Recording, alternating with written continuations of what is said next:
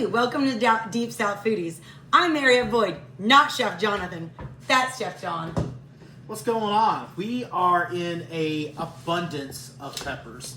There's another one of these like slat full. We're getting to the end of our season though. What we thought was the end of this season. I think we're going to get a second push as we kind of push into this fall, I guess is what you call it here in the South, where it feels like we are about to hit that nice, beautiful fall weather, but it's a big lie. It's going to be 90 degrees big tomorrow. lie.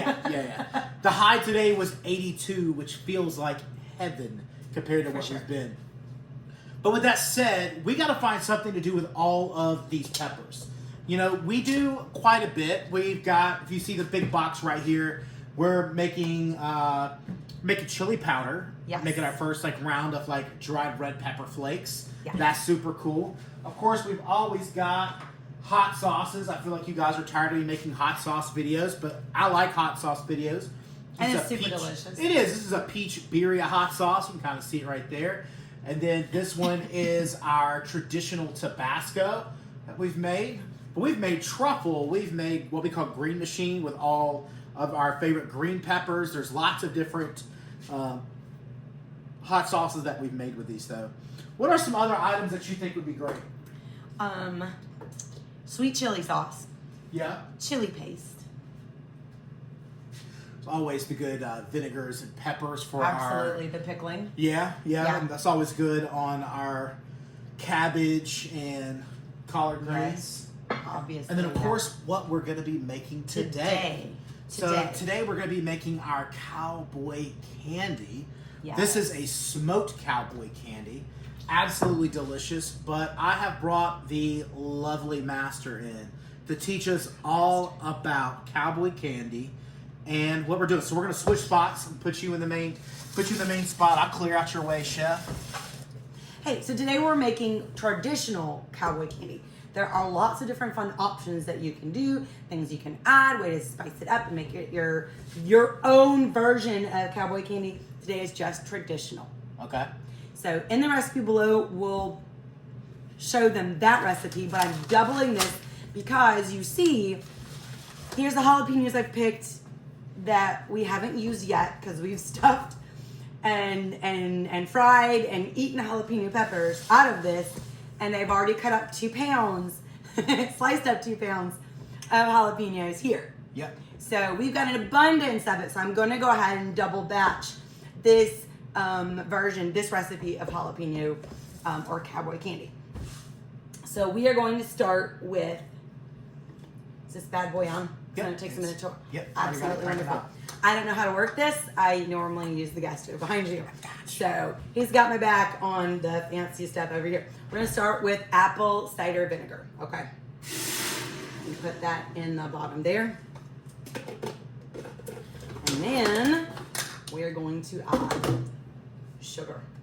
That is how many cups? 4 cups. This total? is going to be a double recipe. So I've got 2 cups of apple cider vinegar and 4 cups of sugar. And we are going to need to stir this guy up right here. And we are going to want a nice boil before adding anything else. But we can go ahead and tell you what we're going to be adding into this.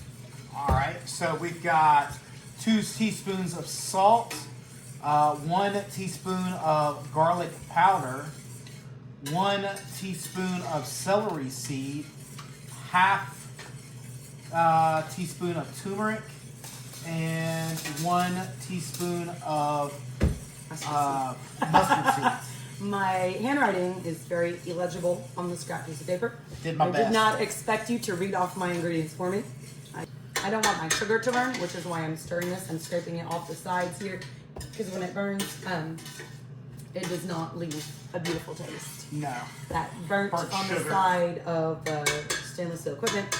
We are canning this, and this is why I'm using a stainless steel pot and stainless steel spoon. I'm going to use everything stainless steel in the canning process because it avoids any microbes, any bacteria. You just want to completely avoid all that. But you can make this at home and just put it in a jar and put it in the refrigerator. It'll be good for weeks. Okay. Weeks. So talk about, while we're waiting for that to come up to a boil, let's talk about the canning process.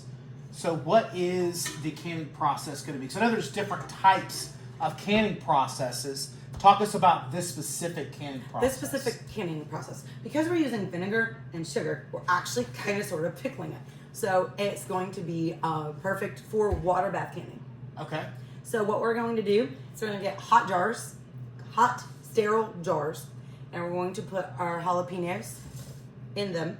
And then we're going to top it off with the delicious sauce that we're making. Okay. And then we're going to put it in the water bath for 15 minutes for half pints. 15 minutes, yes, for half pints. 20 minutes for pints. I wouldn't do quarts unless you're just having a massive party. That's a lot. That's a lot of cowboy jalapeno candy. That's a lot of cowboy candy. We normally make it in these size jars here, if you want to see them. And that way it's perfect. It's perfect for, somebody welcoming a neighbor, or, if you have a dinner party, and you want to bring something special Charcuterie board action. to just spice pop up your and charcuterie go. board. Little goat cheese action. You can mix it with cream cheese. You could put it. My brother puts it. He uses the sauce as a marinade for his pork chop, and then garnishes it with the rest of the jalapenos. So My dad could likes be- it on top of cornbread. Yeah. So what I do when I have extra sauce, I can that up too. That way, the guys who like to get fancy with their meats can use that. Fancy with their meats. Heard. You see behind me, as if I need more canned goods right now. Got it. They don't see the rest of the house. We're just start opening up the walls and putting like canned jars inside, It's been nice. the 2x4s. We've got food for probably almost. We got food probably now for 6 months, I would think. Almost a year. Again, for a family of 8, that's a pretty big darn deal. That's a lot of food. That's a lot of hustle. And I think that's one of those things where I'm thankful I have a wife who's also into that kind of stuff. So it kind of helps out when your spouse is into it as well. You go from being one of those. See, here's the funny thing: if it were just me doing it and my wife wasn't into it, I would just be one of those weird prepper guys that you see on National Geographic. But because my beautiful wife's into it, that makes it like a family tradition, right? So it makes it less weird when your wife's into it. Am I wrong? I feel like I feel like that's pretty accurate. If you were a single guy, you'd be a doomsday prepper. Yeah, add a few guns to the mix. Sometimes people are like, you guys are doomsday preppers, but we're not. We just love to eat farm to table. We love to eat from scratch. We love to know exactly what's in our food. And this journey started when one of our children came up with a severe allergy to preservatives, which sounds crazy to the normal person, but we couldn't figure out what was going on. Yeah. And when he came up with this allergy to preservatives, that's when we started going back to your roots of cooking farm to table. When you were working your first real restaurant job, was completely farm to table. And so I learned and learned from you, learned from your granny, and these amazing cookbooks that you have a video on. So if you want to tag that link below. So if you missed last week's if video, you missed that one, those great cookbooks are down below. I've learned a lot. My family was not farm to table. We were kind of casserole-y, kind of Canadian. Lots of potatoes, lots of starches. The flannel. Basically egg. helps. My mom was just spaghetti. Yeah, so I really love growing and learning with you, and this culinary journey for me has been incredible. I've always loved food, but I love it even more now, and you've helped me. I think when you got good partner in ingredients, you crime. get excited about it. Absolutely. We are now coming to a boil. There we go. We're going to steam up that camera above you. That's fine. Now we're going to add That's just dramatic in, effect. For dramatic effect. All right, we're going to add in all these spices here. The turmeric is going to give some of that color to the jars there. Again, that is salt, garlic powder, celery seed, turmeric, and mustard seed. Yeah. And those are classic if you're into pickling at all. Those are classic pickling. Can use pickling spice and put it in your cheesecloth and pull it out whenever it's finished. But I just like using it like this because I think it adds color and flavor and dimension to the actual jar. I think it makes it fun. Now we're going to add these guys in here.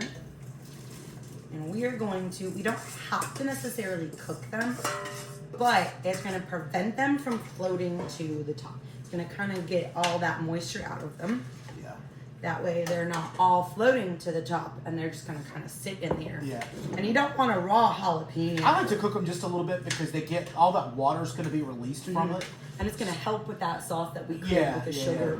But if you do it too soon, your liquid's going to be super liquidy versus if you kind of cook the peppers in just a little bit, some of that water vapor that's naturally in the peppers is going to be released.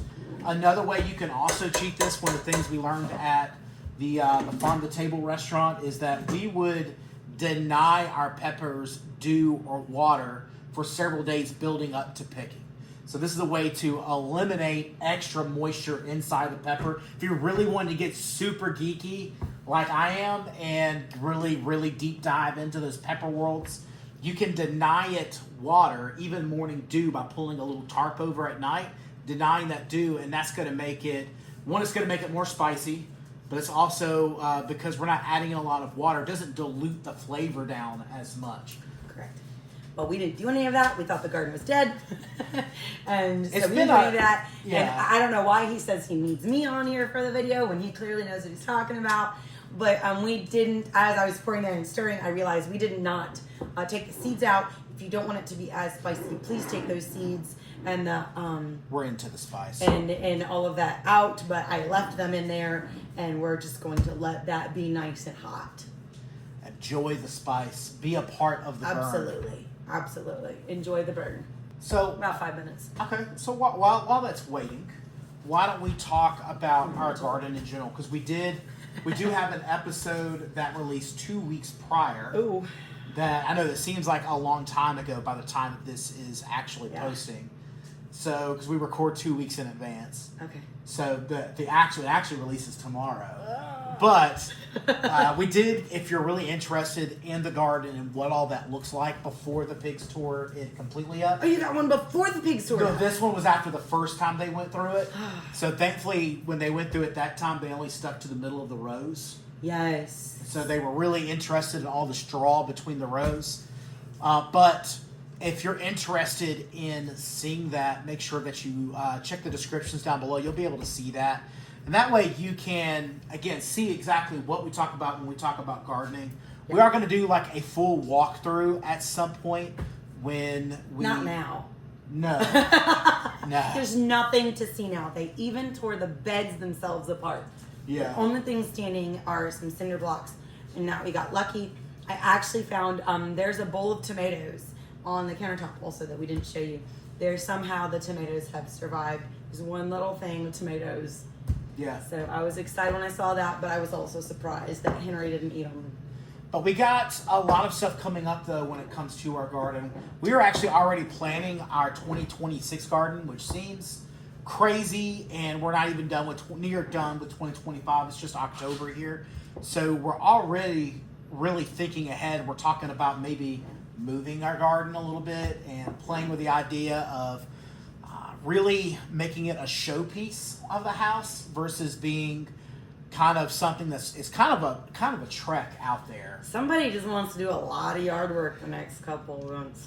You know, it's winter time. I'd rather do it in the winter time than have to do it For sure, but when you in think the about summer. it from our point of view here in the South, as far south as we are, I mean, we're not as far south as, Florida. We can literally grow year round. We can almost grow year round. If Yeah. I don't pick up those pepper plants, I will have peppers until November. So if you think about it that way, we only have December, January, February, March. We only have about 3.5 months of winter. We're going to put that quotation marks for Winter. sure. Like that's where if it frosts, it will frost during that time, but we will plant again in March. Yeah. So it's October, we're gonna plant again in March. And if we went no problem. greenhouse, If if in we this could- perfect garden that he's going to be helping me build, he decides to get me a couple clear tarps to go over it, I can definitely have cucumbers and tomatoes year round. I think that's the dream, right? That is absolutely the dream. I know my grandfather had a greenhouse growing up, and even into my adulthood, it was a dream. I mean, you would go out there, and they lived way up north, the opposite of us. and you go out there. They have like two months of summer, and you go out there in the snow, like 4 feet of snow on each side of you that he's shoveled away. He's hand shoveled a path to his greenhouse, and you go out there and you pick these delicious sweet cucumbers that are so juicy, and the little cherry tomatoes. I mean, oh my goodness! And he had the herbs in there and everything. It was just absolutely delicious and amazing. It just brought joy to our home, and he was so proud of that little garden that he had in that greenhouse. So it was amazing. It is. Just a few more minutes. We've got a Smell couple is of those. insane. If you love pickles, this is definitely going to be up your aisle. If you love spicy, it's worth a try. Only it's not as spicy. Only it doesn't clear out burn the your entire eyes house. out at the same time. Our last batch of hot sauce went like a sack of potatoes. It had ghost peppers. It had Carolina Reapers. For sure. It about cleared out the house. You almost had to have one of those atomic nuclear safety, masks just to get through it all. I need to jar out and show you what I do from here. Jar it out. All right, I think we got some behind us. These jelly jars. I like the jelly jars because I think it's a perfect size to give out to friends and family. So what I'm going to do first, I'm going to grab just these jalapenos. I'm just going to bring it all up to right here. See? There you go. Boom. Just the jalapenos in there.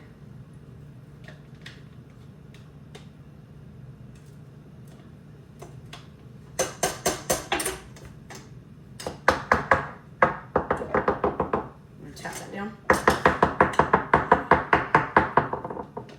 I'm gonna leave it some heck. Just making a mix here. I still need that. If you are looking for these jars, you're looking for the funnels, anything that you need for this, everything including up to another version of one of these, we're going to have in the description down below everything you need to make this item. So again, don't feel like you got to run out. You can have it delivered right to your door. This is also an amazing way that you can help support the channel. It does not cost you any bit extra, but we do get about 1%-ish of each sale. It's not much, so if you buy a, $4 item, we get, There was a basket. I'm so sorry. we get about 40 cents. What you're going to do is you're just going to cover this guy with this beautiful sauce here. Up to the top.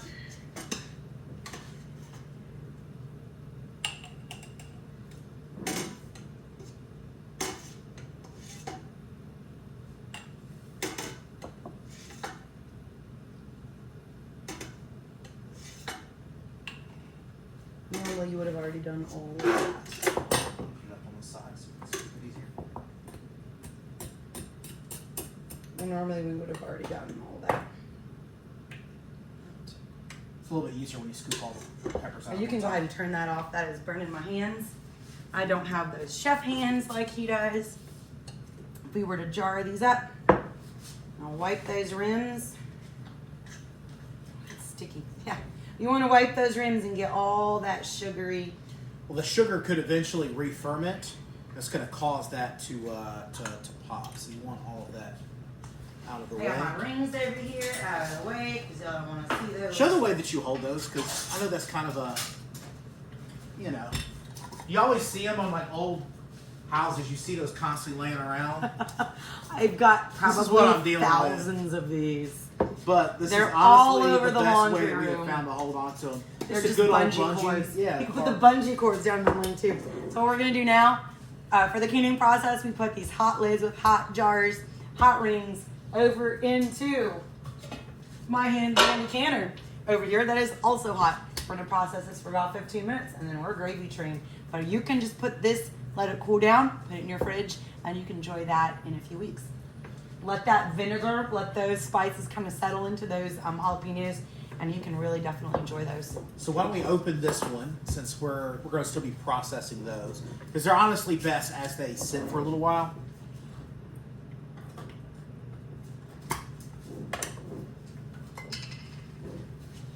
And again, let's. Got some crackers over here. Want some crackers? Yeah. I didn't even know I was thinking ahead of Ooh. time. You got the, to really smell the smokiness. She added a little bit of liquid smoke to it. I added 1 drop of liquid smoke to kind of make these a little different. This is my 3rd or 4th batch of peppers this year, just because we've had so many come into the garden. How's that liquid smoke? Do you like it? I was thinking about you and your dad who like that smoky flavor on your meat, and I was thinking, man, wouldn't that be fun to just add a drop in there? It's really good. No, a lot of times liquid smoke gets because people put way too much in. Yeah. It gets way too overpowering. One little drop. That's all I added. 1 drop. All it needs. Okay, is that good, or did we overpower it? No, that's fantastic. Perfect. It's perfect. Awesome. It's right on. This could be really good on a pork chop. Again, I would like to see it whipped into maybe a mix of like boursin and goat cheese. Yeah. And used as a spread. If you're cheap, cream cheese will do too. Cream cheese, yeah. Well, this has been absolutely amazing. Look, you did an amazing job. You know, again, make sure you give the likes, you give the shout outs down below when she comes on here, because she's always nervous to come on here, but she does such an amazing job. So, my name is Jonathan, this is Mary Ann, and we'll see you next time here on Deep South Foodies. But before you leave, make sure that you stick around, because we have amazing videos. One over here is about our farm and walking around and seeing the garden. This one over here is about books. If you're wanting to do more of this, you need to learn a little bit more about canning and the processes. We have an amazing video about cookbooks that can help you get better at canning. Maybe it's meat butchery, anything around your kitchen. This is the list of cookbooks for 2025. This is our top list.